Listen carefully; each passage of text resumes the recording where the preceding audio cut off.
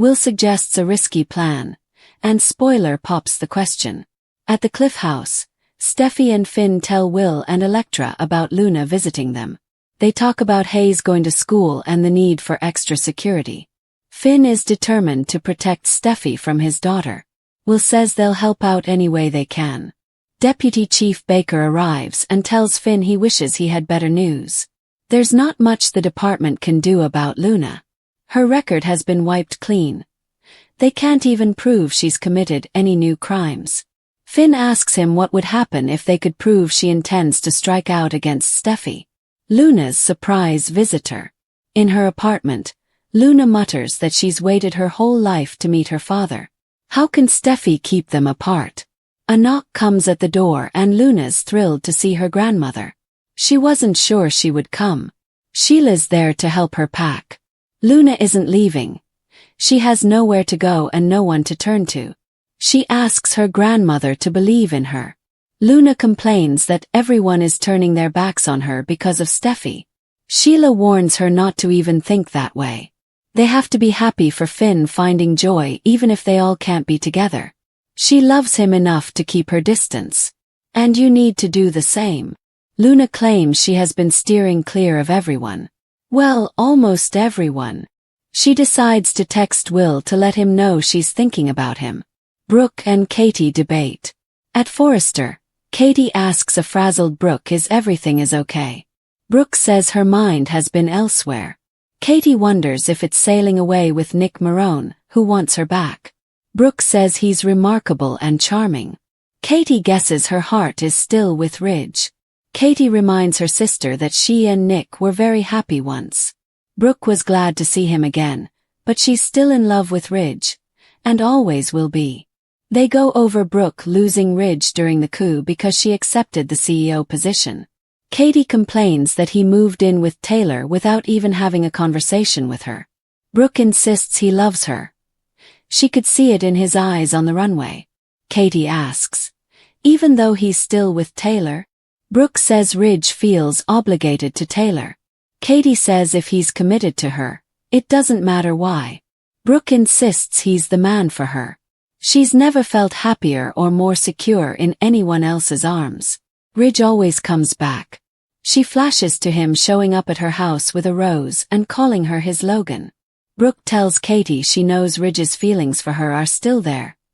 She just hopes he doesn't do anything they'll both regret. Taylor proposes.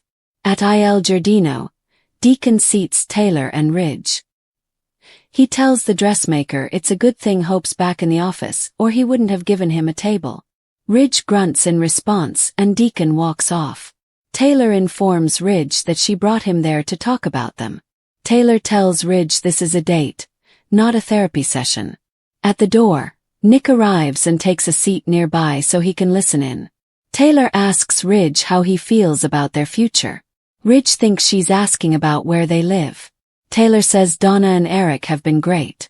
Deacon brings them an appetizer, and then Nick keeps listening as Ridge asks Taylor if this is because of the way he reacted when Nick sniffed around Brooke again. Taylor admits that threw her, but that's not what this is about. She's wondering where this is going and what their future looks like. What kind of a commitment is he prepared to make? Ridge reminds her they're living together. Taylor wants a lasting future with him. Nick cranes his neck to hear as Taylor says she woke up this morning with an incredible sense of peace and excitement. She sees them together. For the rest of our lives. Like husband and wife. Ridge Forrester, will you marry me? Plan comes together. At the Cliff House, Baker tells Finn they could send Luna back to jail if she makes a credible threat. Just then, Will gets the text from Luna. Steffi tells the chief that Luna doesn't trust anyone. There's no way to trap her. Will muses. Maybe there is. At Luna's place, she asks Sheila for advice on how to land a guy like Will Spencer. Sheila muses about her crushing on the Spencer heir. She picks up the origami Luna made and tells her it's beautiful. Luna says it keeps her distracted. She'd be able to let go of Finn if she had something good to look forward to, like Will. At the Cliff House, Will tells the group that Luna sent him a selfie. He suggests he reach out and tell her that he wants to see her. Electra thinks the trap would work. She's obsessed with him. Will tells Baker he could put a wire on him. He'll get her to admit she's out to get Steffi. Steffi and Baker warn Will this is dangerous. Luna killed 2 men. Will's sure she'll be excited to see him, and Baker will be right behind him ready to make an arrest. Baker thinks he could make some calls and get a warrant to do this. Will insists they go ahead with this. He texts Luna, "Nice tattoo. I want to see it in person. Electra and I broke up." At Luna's place, she tells Sheila that Will texted her.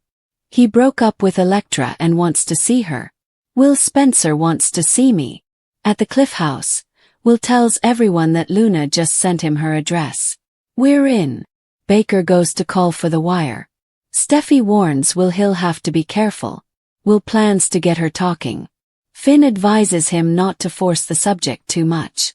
Steffi hopes she doesn't catch on.